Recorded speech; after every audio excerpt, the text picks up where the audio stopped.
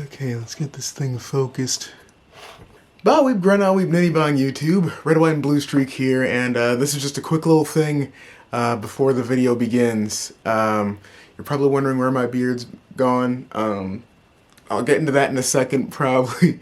But this was meant to come out on Halloween, and obviously it's not Halloween anymore.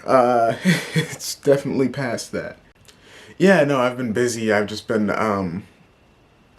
between school and work, and I was also at a convention this past weekend, which is why the beard's gone, because I had to shave it to a certain amount for a cosplay, and then cut it off. I was at Youmacon this past weekend, which, I hope to be able to make a video on my time there.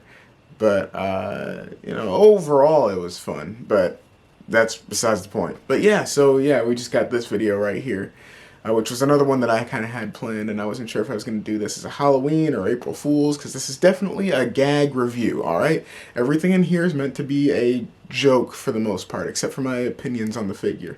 This is kind of meant to be parodying a certain reviewer's review style, which will be very apparent the second that you see the intro here.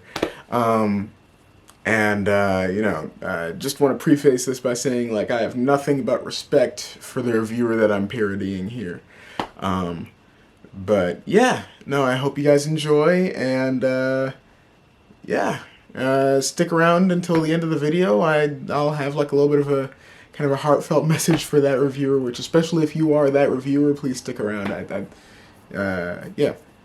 That's about it.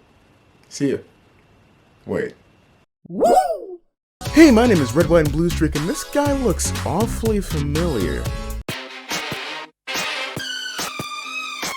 Yeah, it's no secret that Transformers Legacy Evolution Toxitron Collection Leader Class Toxitron is just another Optimus evading the authorities for tax evasion, like those times when he masquerades as Ultra Magnus, or that one time that he did blackface.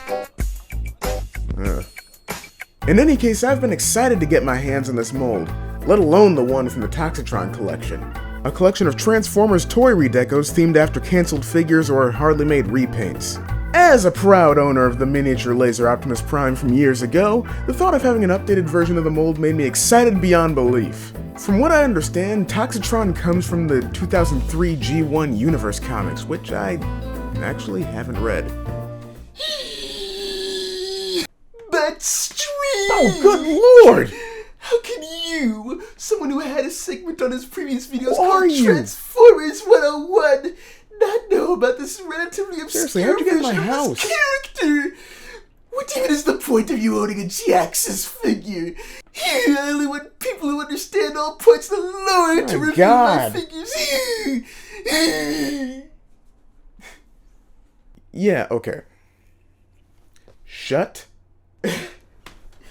Contrary to popular belief, you can still appreciate and critique the appearance of a character even if you haven't seen the source material. That's part of the beauty of widespread retail lines of toys, and the beauty of the common ignorance of the average American. So I'm gonna keep going with the review, alright? The painting and sculpting on this repaint are amazing. I never thought Barney purple and safety jacket green could look so good until I had the toy in hand. The bits of purple really pop here among the sea of green.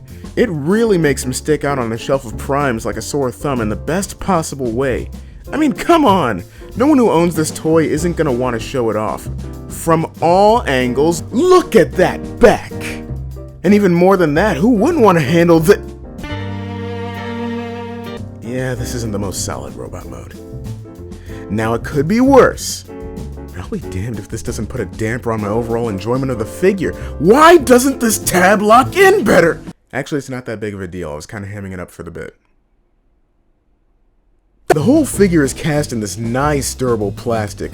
No die-cast metal. Hasbro hasn't used that in their figures in a while. The cold touch technique isn't necessary here. But that, combined with the durable paint used on this toy, heavily encourages that you play with this thing. But the arm tab says otherwise. And I gotta say, this is a decent-sized Prime mold. The shoulder stacks definitely help here. And thanks to those, this Ultra Magnus wannabe stands pretty tall. Here's the real McCoy.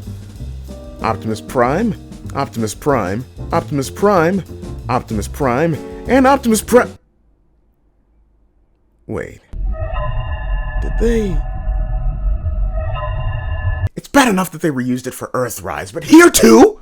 I mean, at least they painted it better here, but it leaves a bit of an unwanted addition in the transformation, which we'll get into in a bit, please don't skip. Seeing the Earthrise mold next to this guy, the similarities between them become even more apparent in that region. And we'll get into those leg issues in a second, but for now, let's forget about that while we focus on something that they didn't cheap out on. By mainline standards, these guys hardly cheaped out on this toy when it comes to accessories.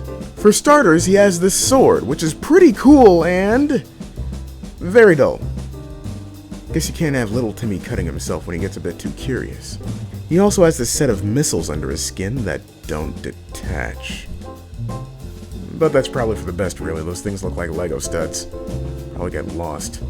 They also included a trailer with this figure that's beautifully painted as well. Despite this extra detail being little more than one additional decal, or decal depending on how you pronounce it, it adds a lot of personality to the figure, and the alt mode, not yet. We're not done talking about the trailer. The trailer comes apart to form a battle station for the Mean Green Machine, which is a nice play feature we don't get all that often. Beyond that, he keeps a Cherry Jolly Rancher behind his man boobs, which is something the average American man can relate to, I suppose. And like any other perpetrator of gluttony, you can stick your hard candy on your weapon of choice. And there's no point in having a weapon of choice if you can't pose with it. Ball joint at the head. Every ball joint can be it. There's a hinge joint, and hinge joint at the shoulder stack. Arm can move forward that far, and back that far. If you use the hinge joints at the shoulder, arm can move all the way up. Bend at the elbow. Arm can move out. Swivel at the bicep. Swivel at the wrist. Swivel here. Beautiful spread. Nice kick forward. And a kick back. Slight swivel at the thigh. Bend at the knee. No ankle swivel, but there is a pivot. Outside of the articulation is really nice by mainline standards, allowing him to get into some really nice poses, even with those speaker towers on his shoulders, which once again leave him looking very tall next to other figures. Now, I did mention earlier that a lot of the similarities between Earthrise and Legacy Evolution's Laser Optimus Prime disappear once you get them into truck mode, and you might be wondering how. I thought it was pretty obvious.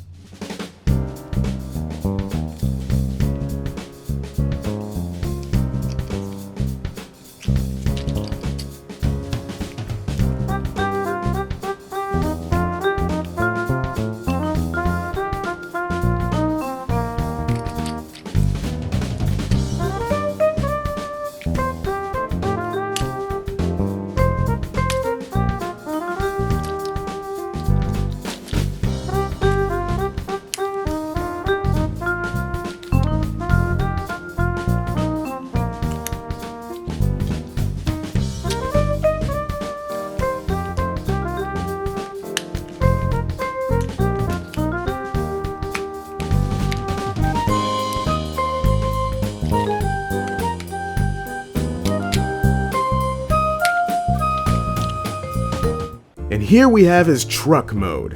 And while the benign tumor is a bit bothersome, the rest of the truck mode looks really nice. Just about as good as Earthrise looks. And the way they get the fake robot mode chest to completely hide away is absolutely perfect. Honestly, I couldn't believe that it was possible the first few times that I transformed this figure. The only thing that doesn't seem to hide away too well is the leg area, but even then, they're mostly covered by the trailer. And even then, this alt mode ain't fooling nobody. Yeah, let me just park my totally inconspicuous green and purple truck. He also rolls really well on his plastic purple tires in case you cared. I don't. With the trailer attached, he's definitely a bit of a long boy. Here's Prime, Magnus. And my next review, the SH Figure Arts Naruto Shippuden Naruto Uzumaki, we're finally moving forward with the rest of Team 7, guys! Overall, this figure's pretty good. Yeah, the return of Siege legs is a bit of a bummer, and the loose arm is a bit bothersome, but the paint job, accessories, play features, and transformation make this guy more than a bit enjoyable to own. And if you're a Prime mold collector or one of 2 people with a Toxitron collection, I definitely recommend you get this toy while you can. Unfortunately, at the time of me filming this, he's not really available anywhere that isn't an aftermarket retailer. And that's the true horror of the month.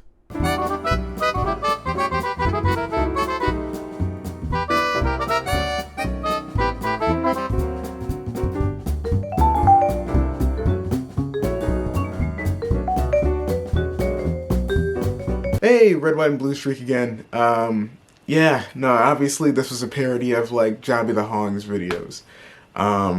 Which, Jobby, if you're watching this somehow, some way, I don't know why you would watch a reviewer with this few subscribers, but if you are, first off, thank you, huge honor. Second off, I'm a huge fan.